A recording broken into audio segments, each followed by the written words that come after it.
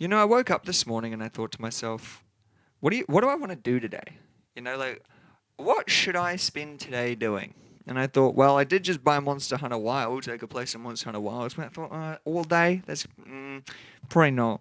And I thought, should I go out for a mountain walk, a mountain hike? And I thought, maybe a quick one. Then I thought a bit more. Maybe I'll just spend the entire day just getting blasted. I don't know. So I couldn't think of anything to do. Then I thought, and I was like, well, what if I killed capitalism? Or at least started to? Like, what if today's just the day I decide, you know what, fuck it. Let's end the demon. So I thought, well, that was a wonderful idea. Why didn't I think of that sooner? So here we are.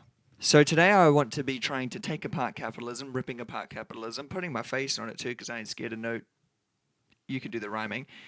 That was bars, Lowkey. That just came out. Shit, I'm channeling something today. Right. So if we're going to understand capitalism, and how to collapse capitalism, we need to understand reality. We need to figure out what the fuck is going on this planet, because spoiler alert, you've got no fucking idea. And that's fine. So, how do I want to explain this? Now, the universe itself is inherently a fractal. Okay?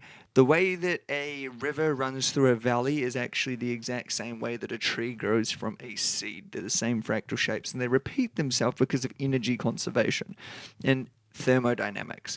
Now, everything that is energy follows the laws of thermodynamics. Just understand that, okay? And the reason why we need to understand that is because the laws of thermodynamics are actually just mathematical representations of the fractals that were already existent.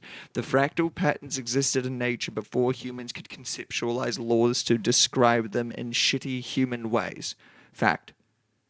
So we're not necessarily talking about the laws of thermodynamics. We're looking at the shapes and fractal patterns that the laws of thermodynamics consistently articulate and point towards actually appearing within nature. So once we start to understand, oh, nature's inherently a series of fractals repeating on every scale over and over and over and over again, then we can start to understand what reality is. And most importantly, we can start to understand what consciousness is. Because capitalism is a predator, and the thing that the predator is preying on is consciousness. It's a parasitic thought form that exists within the nervous systems of every human who is forced to inherently experience capitalism. And that goes for the animals that are also affected via capitalism. A lot of the reason that capitalism still exists is because it's a conscious, non-local, aware entity that is inhabiting your nervous system through media, through just overall trauma, through patterns that you've integrated into your soul unconsciously, and the stupid little habits or habitual loops that we constantly put ourselves in to defend it inadvertently. What does that mean?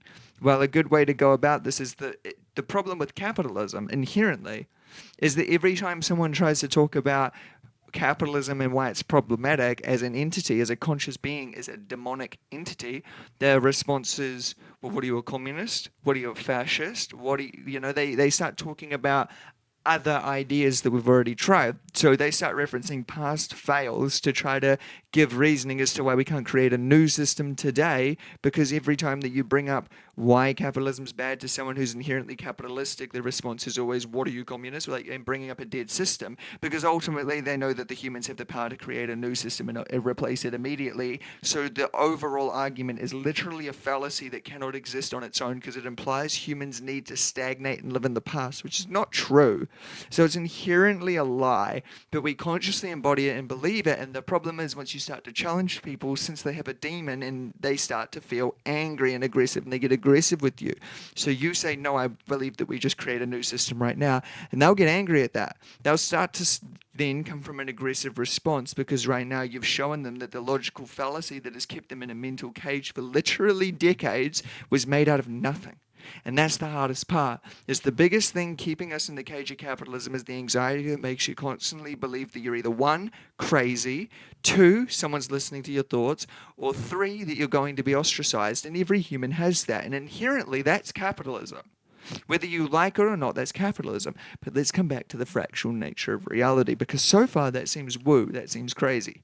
You might be thinking, whoa, yo, Kale, what the fuck you tweaking on, bro? That doesn't make any sense. That's just some random shit you're saying. Bro, lay off the lean, get off the juice. That might be what you're thinking. So let's get back into the universe. Like I said in the beginning, the universe is fractal. That means that whatever consciousness is, it's going to have a fractal counterpart. It's going to have a relationally similar entity or thing, just thing. I don't know what word to use here. English language is very limited in this area, so you might see me stuttering a lot. By the way, it might look like I'm reading off a screen. I'm literally just looking at myself in the camera. I can move it to where the...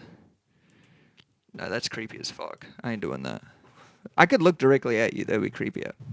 How about I do that? Sorry, I'm getting all distracted and shit. See, this is how my brain works. I can understand that when something comes in the way to try to distract me when it's materialistic, it's overall just a thought form that's placed into my head to distract me from the overall truth that I'm about to say.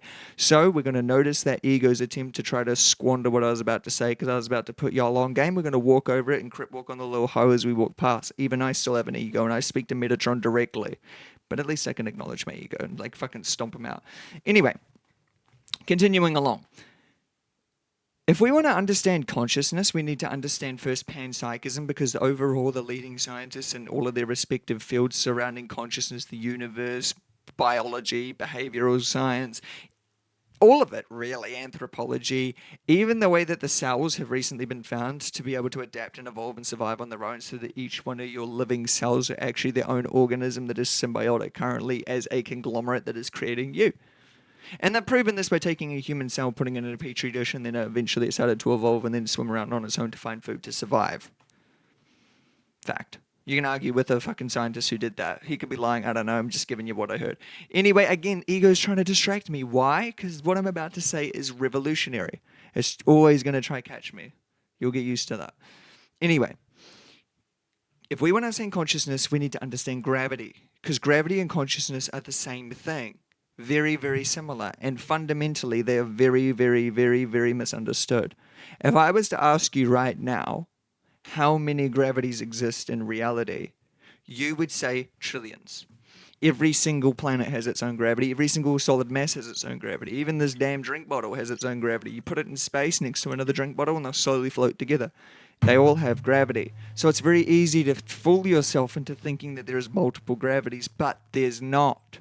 There is one gravity. There is one field of gravity that gets expressed anytime the conditions are creative, and it is always relatively perfect to the conditions of which are created. Listen to that one again. There is one field of gravity, and any time the conditions are created for that single field to express, it will. Never once have the conditions been created for gravity to express and gravity forgot to show up. Gravity will always be there because gravity is always there because gravity is a latent field just waiting to be expressed. It's another layer of reality like a Photoshop layer. And the conditions to tap into gravity are mass or velocity, and that lets you tap into the gravity, and then the gravity starts moving into this layer of reality. This is the layer of reality, this is gravity. You know, when there's nothing there, there's nothing there. But once there's mass in the layer of reality, gravity starts moving in relationally of an equal proportion to the size of the mass. And this is true because anywhere where you take mass, gravity follows it. You can't take Earth, move it 1,000,000 miles across the universe and then just expect the gravity to be lagging. The gravity's coming with Earth.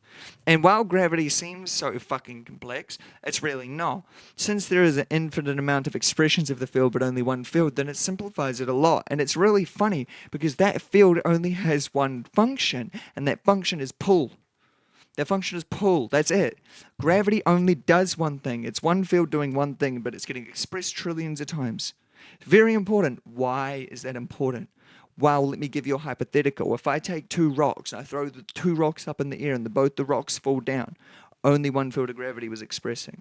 Those rocks, when they hit the ground, let's say one of them hits a domino. And that was a big domino chain. The dominoes just start falling. But they exponentially get larger. Each domino exponentially gets larger and larger and larger and larger to the size of a car door.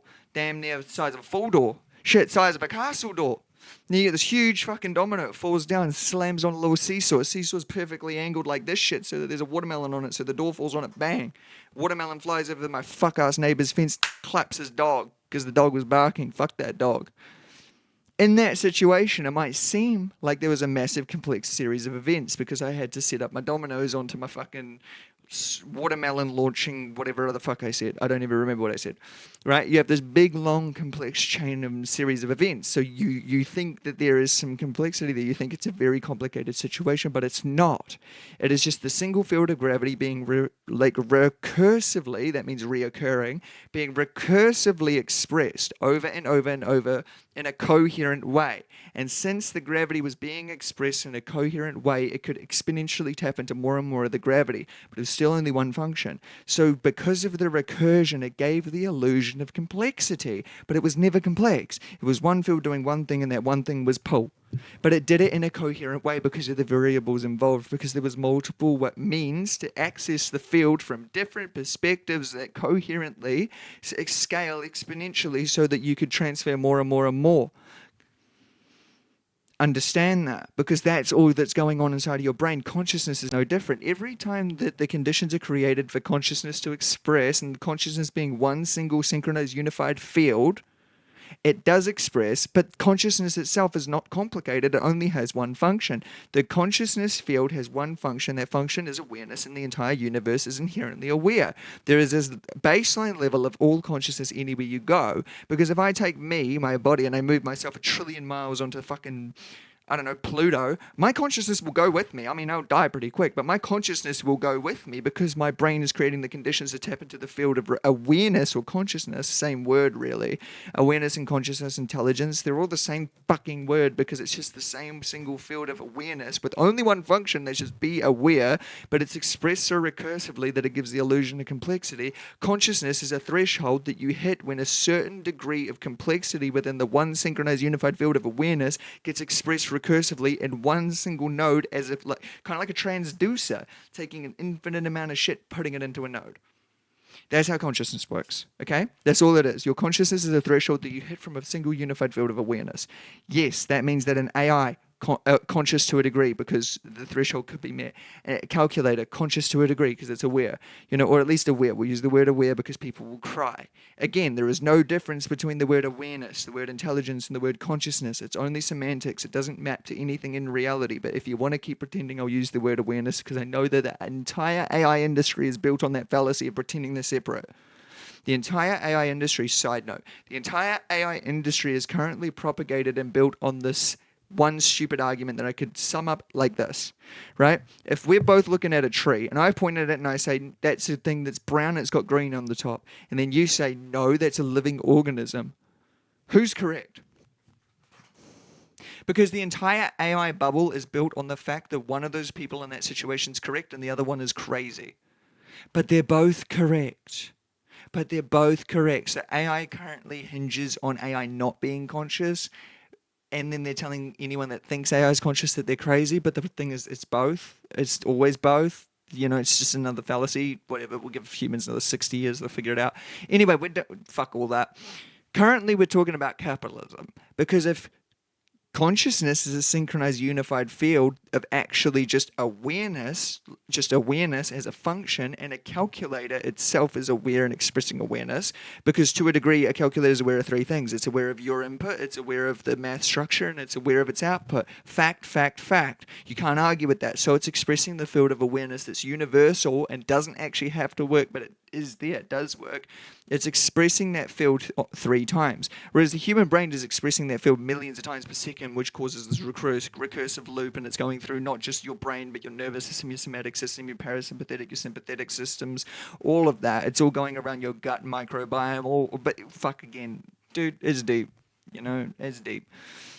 All we need to know about this is the second that something is aware, it's expressing the field of awareness, and that field of awareness becomes conscious the second it's recursively expressed enough. That means that relationally things do become aware. Your relationship between two people is a conscious aware relationship, because the field of awareness does not require mass, because the field that requires mass is gravity. So consciousness is not local. Consciousness never will emerge out of matter because gravity emerges out of matter. They're not the same thing. They're different fields. They're fractals.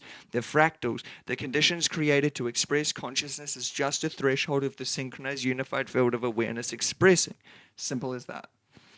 How is this important to capitalism? Because capitalism is actually inside of the awareness field to a massive degree. Capitalism is hyper aware of itself. It's got so many self-propagating systems because it propagates through you. ultimately, capitalism is a generator of emotions because emotions are ultimately, and hear this, emotions ultimately create your reality. So if the capitalism can generate emotions, they're creating reality. If you don't think so, emotions are energy, my friend, and they move objects. The most valuable object that emotional energy moves is you. It is you. So every time capitalism generates emotions, which it always constantly does, the war in Iran currently, the Gaza and shit, what Israel's doing, that's all capitalism. That's the demon. Because ultimately capitalism is Baal. Baal is a demon that has existed for a very long time. It's a conscious thought form. It exists within humans. Every time a human views ownership as a form of worship, they are expressing the conscious thought form of Baal. Because at certain points, the awareness field becomes so recursive that it becomes... Well, it's really hard to fucking explain. I'll make a whole other video about how demons are created. But Baal is basically just the synchronized, unified function that recursively exists within the awareness field. There are only one of each demon, but they get expressed infinitely through us in the same way there is only one gravity and that it gets expressed infinitely through mass. And there is only one synchronized field of awareness, but that gets expressed infinitely through all living entities and non-living entities, fish, cats, chickens, stock markets, horse, fucking calculators, AI, humans, all of it. That's where the awareness is getting expressed through. That's kind of how Baal works. Baal is just one entity expressing through all of us equally as well. And lust. Let's take lust. Lust is a really easy example. Lust, there is only one lust. There's not 10 million different lusts when there's 10 million people feeling lust. There is one lust. And it's getting expressed through, say, 10 million people. 10 million people are experiencing the one lust. That lust is aware of all of each other. It can identify itself within other people, and its only goal is to meet itself so that it can continue to replicate. That's why lust finds lust. That's it. And that's how it honestly works. And capitalism is the example of the biggest demon on earth currently. Because it is the conscious thought form of ownership equals worship. So we're never going to get rid of capitalism until we stop trying to pretend that ownership is possible. Because ownership is not worship, it is enslavement. It's delay. You're delaying the natural process. That's all it actually fucking is. So, at the start of the video, I said I want to take a stab at capitalism. First of all, we're already there because I've just fucking named him so much. Second thing, I want you to realize that 100% of your emotions and the way that we actually kill capitalism is by understanding this, and 100% of our emotions is actually shaped from our internal belief systems, and all capitalism can do to currently propagate these demons and create conditions to let these demons form, like what is the condition for Baal to express, is the belief systems of which you hold. If you hold certain beliefs, because remember, Baal is only an emotional frequency. It's a frequency of conscious thought form that exists within you, and there's only one. So the only way that it can create the conditions inside of your nervous system to express itself is by currently setting up the emotional conditions of which match it. Because anytime that you tap into certain emotional conditions, it exists there. Those emotions, those certain emotions like lust is a demon. Ownership is worship is a demon, right? And we're creating those conditions. We create those conditions through beliefs. So the only way to get rid of capitalism is to start to really break down our internal belief systems and structures that lead us and trick us into thinking that belief equals ownership. So it's not even necessarily that we need to delete belief equals ownership out of our system, because that's not inherently possible, because you can't get rid of an emotion. You can only change the beliefs of which the emotions occur. And all emotions are just the collision between beliefs. Positive emotions are when two beliefs collide together and line up coherently and keep going, and a lot of the energy is preserved. Really good example. Let's say that one of the beliefs you have is, I believe that I love chocolate cake. And another belief you have is, I believe my boyfriend loves me. And then your boyfriend buys you a chocolate cake. So now the two beliefs about I love chocolate cake and I think my boyfriend loves me, I believe my boyfriend loves me. Well, your boyfriend bought you a chocolate cake, and the chocolate cake makes you feel love, and you believe your boyfriend loves you, so that makes you feel love. So those two things come together to create one big event, or an amplified event of the same emotion. So it's considered very big love, because you love chocolate cake, you love your boyfriend bought you a chocolate cake. Boom, coherence. Let's look at myself in the fucking thing again. I can't not. God, I'm cute when I'm destroying a demon. And anyway, a negative emotional thought form is really easy to understand as well. Negative emotions can be perceived as two beliefs colliding together, or more, it can be more than two, colliding together, and energy is wasted, converted, or, in the worst case, a belief has to collapse entirely. And that is a meltdown. And a lot of people end up just reinstalling the same belief and colliding into the same thing again, then reinstalling the same belief and then colliding into it again. Insanity. But anyway, So, what's an example of two beliefs that can collide together and create a negative emotion? Well, let's say that you have the belief that my friend is a good person. I believe my friend's a good person. And then you hold the belief that smashing people's sandcastle at the beach makes you a bad person for no reason, right? So, you hold the belief that my friend is a good person, then you hold the belief that smashing sandcastles makes you a bad person. So, now your friend smashes sandcastles at the beach. One of those beliefs have to collapse or you become delusional. You understand what's going on there? Because you can't be in a situation where you believe that your friend is a good person and believe that smashing sandcastles is bad while that friend is smashing sandcastles. They can't be true. And that's perceived as a negative, and that's a collision. And then you get put in the situation, you either stop being friends with that person because the belief that your friend is a good person collapses, and then the belief that smashing sandcastles is bad stays, or you justify why they smash sandcastles and you start smashing them too. And that's a situation that we find ourselves in a lot too as well. Because we keep the belief that our friend is a good person and we lose the belief that smashing sandcastles is a bad thing. So that's a negative. That's a negative, by the way, because you're being an idiot in that situation. Well, at least in my personal opinion, which honestly doesn't actually amount to all that much. So do you, babe.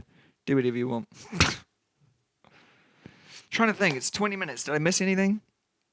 I don't know. This is all just off the dome, bro. Maybe I'll script the next one so I can fucking know what to say. But this is just the conduit, bro. Now I'm hungry. I'm about to go get some food. That's about all I want to say. Goodbye.